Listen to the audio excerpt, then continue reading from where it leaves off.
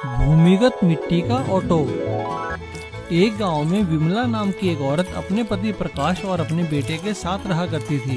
वो गांव में ऑटो चलाया करती थी और ऑटो चलाकर अपने परिवार का पालन पोषण किया करती थी। विमला का पति प्रकाश कोई काम नहीं करता था, बस सारा दिन आवारा इधर उधर घूमा करता था। अपने पति की इस आदत को लेकर विमला बहुत चिंतित थी और अक्सर प्रकाश को समझाया करती थी, लेकिन उसके पति प्रकाश पर उसकी इस बात का बिल्कुल फर्क नहीं पड़ता। एक दिन गांव में काफी बारिश हो रही थी। रात काफी अंधेरी थी। रात को जब विमला एक सवारी को छोड़कर घर वापस आ रही थी, तभी अचानक उसके ऑटो का एक्सीडेंट हो गया और दुर्भाग्यवश विमला की इस एक्सीडेंट में मृत्यु हो गई और इस एक्सीडेंट में उसका ऑटो भी खाई में गिरकर पूरी तरह बर्बाद हो गया। विमला की मृत्यु के बाद प्रकाश और उसके बेटे के खाने के लाले पड़ गए, क्योंकि प्रकाश तो कोई काम करता ही नहीं था। एक दिन प्रकाश के बेटे ने प्रकाश से कहा, पिताजी मुझे बहुत भूख लगी है, कुछ खाने को दो ना। क्या मुसीबत है, मैं कहाँ से लाऊं तेरे लिए खाने को। प्रकाश का बेटा अपने पिता से डांट खाकर भूखा ही सो जाता है। लेकिन उस रात जब प्रकाश सो रहा था, तभी विमला की आत्मा आकर उससे कहती है, देखो, मेरे बेटे के साथ इस तरह का व्यवहार बिल्कुल मत करना। अगर तुमने दोबारा ऐसा कुछ किया तो मैं तुम्हें छोड़ने वाली नहीं। देख विमला, मुझे यूं डराने का कोई फायदा नहीं होगा। तू ही बता मैं क्या करूं। ऑटो भी तो तूने पूरा बर्बाद कर दिया, वरना मैं ऑटो चलाकर 2 पैसे कमा लेता। प्रकाश की बात सुनकर विमला कहती है, मैं जानती थी मेरे जाने के बाद भी तुम्हारा यही हाल रहेगा। अभी आंगन में जाओ, वहाँ खुदाई करो, वहाँ तुम्हें एक ऑटो दिखाई देगा। है तो वो मिट्टी का, मगर दिन में तुम्हारे लिए एकदम असली ऑटो की तरह काम करेगा। मगर याद रखना, शाम होते ही उसे वहीं लाकर रख देना और वो दोबारा मिट्टी हो जाएगा। मेरी बात का हमेशा ख्याल रखना। इस तरह मेहनत करोगे तो घर फिर से ठीक चलेगा। और ऐसा कहकर विमला की आत्मा वहाँ से गायब हो जाती है। प्रकाश सुबह उठते ही जहाँ विमला ने बताया था वहाँ खुदाई करता है और उसे वाकई में वहाँ एक मिट्टी का ऑटो मिलता है। प्रकाश जैसे ही उस मिट्टी के ऑटो को बाहर निकालता है, वो एक असली ऑटो में तब्दील हो जाता है।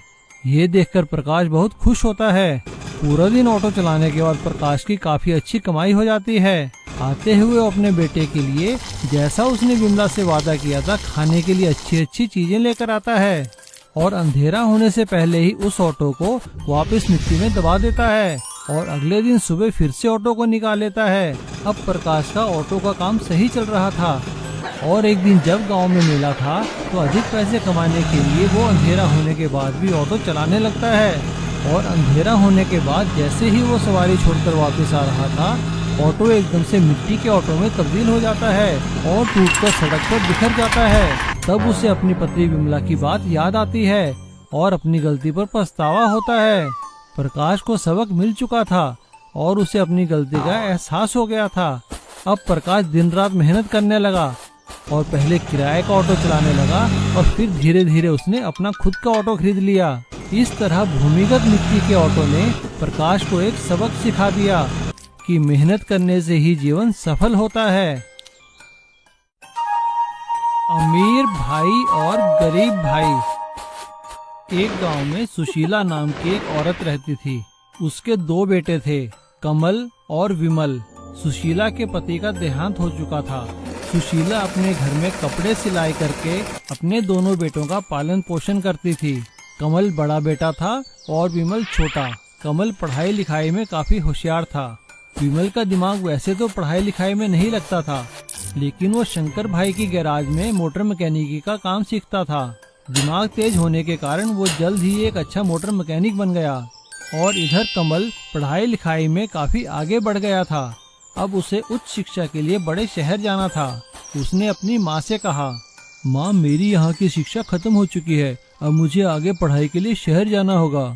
कमल की बात सुनकर सुशीला कहती है, मगर बेटा, इसमें तो बहुत पैसे लगेंगे। तू तो हमारे हालात जानता है ना, इससे अच्छा तो कोई नौकरी ढूंढ ले, वो ज्यादा सही रहेगा। लेकिन तभी विमल वहाँ आ जाता है और वो माँ और कमल से कहता है, माँ, अगर भैया पढ़ना चाहते हैं तो इन्हें पढ़ने दीजिए, खर्चा मैं उठा लूंगा, मैं और मेहनत करूंगा।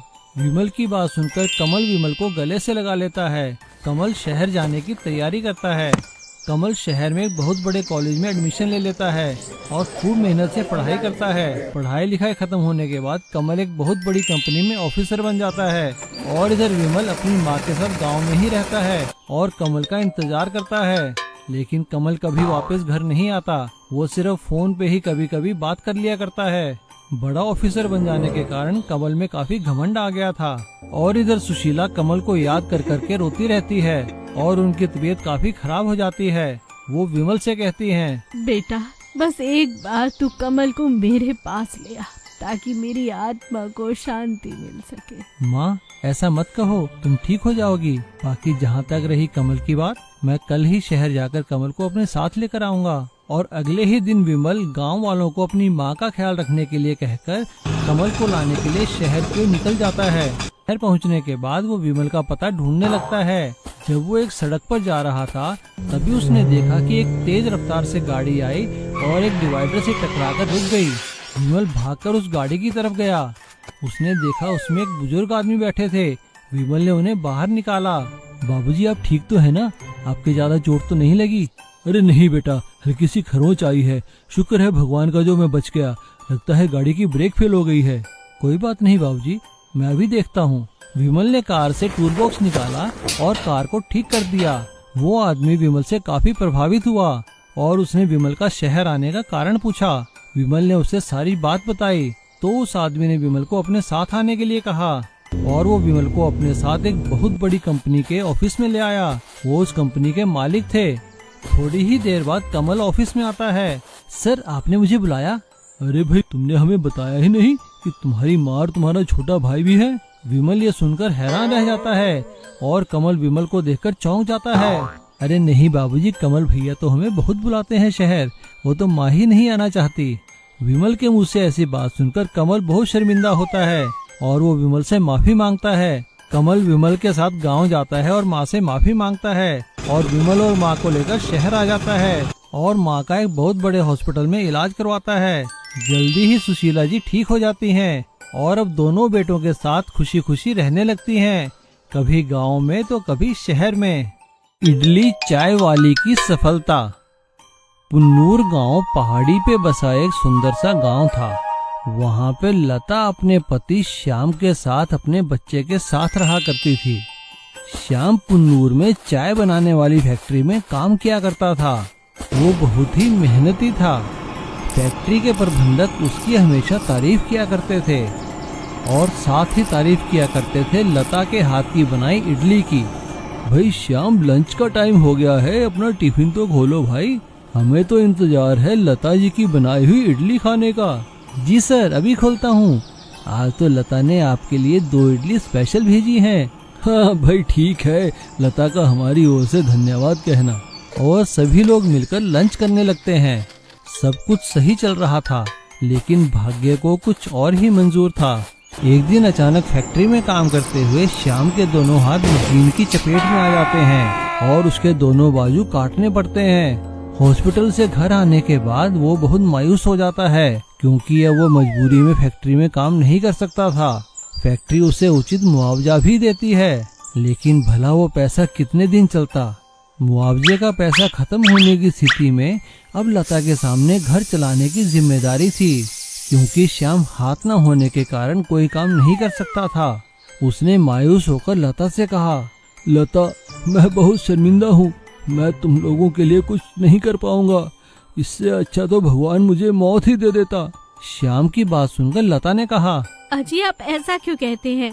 आप हिम्मत मत हारिए, आपका हमारे साथ होना ही काफी है। चलिए उठिए, मैं आपको गर्मा गर्म इडली खिलाती हूँ। और ऐसा कहने के बाद लता श्याम को गर्मा गर्म इडली खिलाने लगती है। तभी उन लोगों के घर के बाहर एक गाड़ी आकर रुकती है। वो दोनों हैरान रह जाते हैं क्योंकि फैक्ट्री के प्रबंधक उनके घर आए थे। वो घर के अंदर आते ही कहते हैं, भाई वाह, कितनी अच्छी खुशबू आ रही है। भाई लता जी, हमें तो आपके यहाँ की इडलियाँ खींच लाई यहाँ पर। उनकी ये बात सुनकर लता कहती है, हाँ हाँ बिल्कुल सर, मैंने अभी अभी गर्मा गर्म घर में इडलियाँ बनाई हैं, मैं आपके लिए भी लेकर आती हूँ। ऐसा कहकर लता उनके लिए इडलियों भरी प्लेट लेकर आती है। फैक्ट्री के प्रबंधक इडली खाकर लता की बहुत तारीफ करते हैं और उन्हें एक प्रस्ताव देते हैं। श्याम, लता, श्याम के साथ जो कुछ हुआ उसका कंपनी को बहुत अफसोस है। इसके लिए कंपनी आपको एक ऑफर दे रही है। कंपनी चाहती है कि फैक्ट्री की कैंटीन लता जी चलाएं और अपने हाथों का बना स्वादिष्ट और पौष्टिक खाना सारे मजदूरों को खिलाएं। और हाँ श्याम, तुम वहाँ बैठे बैठे काम की निगरानी भी कर सकते हो। इसके लिए कंपनी तुम्हें अलग से पैसा देगी। फैक्ट्री के प्रबंधक की बात सुनकर दोनों खुश हो जाते हैं और फैक्ट्री की कैंटीन में काम करने के लिए हामी भर देते हैं।